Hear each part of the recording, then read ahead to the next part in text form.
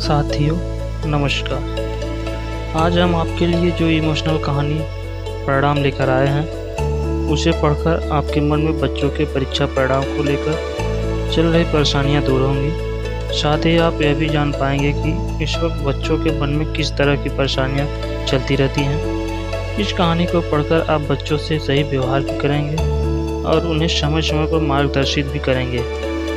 कहानी का नाम है परिणाम। कॉलेज की कंप्यूटर लैब में पहली बार यूट्यूब को मिनिमाइज कर माध्यमिक शिक्षा मंडल की साइट को बार बार रिफ्रेश करते देख मैंने उसे टोका। लगता है आज जोधा अकबर बंद है। कितनी बार कहा है सर पर मत मारा कर, उसने झुंझलाते हुए कहा। मैं हमेशा उसे इसी तरह से पेश आता था। वो मेरी बेस्ट फ्रेंड थी, लेकिन इस तरह से परेशान पहले मैंने उसे कभी नहीं देखा था। क्या कर रही हो, मैंने कहा। रिजल्ट देख रहे हो यार, 4 बजे मेरी बहन का 10th का रिजल्ट आने वाला है, उसने कंप्यूटर की तरफ देखते हुए कहा। मैंने घड़ी देखी, 4 बजने में अभी 5 मिनट बाकी थे और कॉलेज बस भी 4 बजे तक ही रुकती थी। मैं बस रुकवा रहा हूँ, जल्दी आ जाना, मैंने कहा। कॉलेज बस 4 बजे ही आती थी, लेकिन इन 4 सालों में इतनी पहचान तो हो ही गई थी कि थोड़ी देर बस रुकवा सकूँ। ठीक 4:10 पर वो बाहर आई। मैंने काका से बस चलाने को कहा। लगभग 15 मिनट के बाद मैं अपने रूम पर पहुंचा और हमेशा की तरह ही रूम पर पहुंचकर सो गया। लगभग 2 घंटे बाद मेरे मोबाइल की घंटी बजी। इससे बात कर यार, ये रो रही है, सामने से आवाज़ आई। कौन रो रही है, मैंने कहा।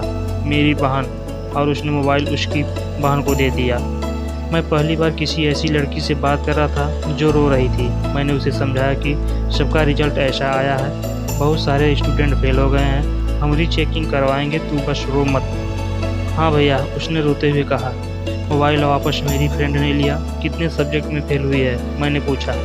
फेल नहीं हुए यार, परसेंटेज कम बने हैं, इसलिए रो रही है। उसकी आवाज़ में एक अलग ही गहराई थी। क्या रहा रिजल्ट, मैंने पूछा। 65% फर्स्ट डिवीज़न से पास तो हो गई, पर क्या, मैंने पूछा। पापा को बहुत उम्मीद थी यार छोटी सी, वो तो 85% की बोल रहे थे और इसने मेहनत भी इतनी पर पता नहीं क्यों रिजल्ट ऐसा आया। अब जब शाम को पापा आएंगे तो पता नहीं क्या होगा। उसने एक सांस में ही सब बोल दिया। कुछ नहीं होगा, आगे उसको क्या करना है ये सोचो, मैंने कहा। ठीक है, मैं समझाती हूँ इसको, उसने इतना कहा और फ़ोन कट कर दिया।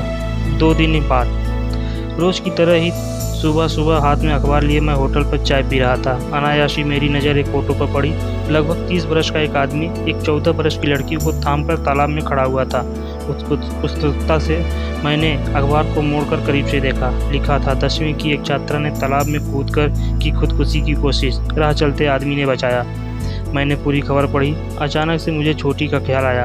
वो भी तो उस दिन बहुत टेंशन में थी। मैंने फ़ोन लगाया, मेरी सांसें तेज़ थी और हाथ कांप रहे थे। छोटी सी बात करवा। फ़ोन रिसीव होते ही मैंने कहा, वो तो अपने मामा के यहाँ है, उसने कहा।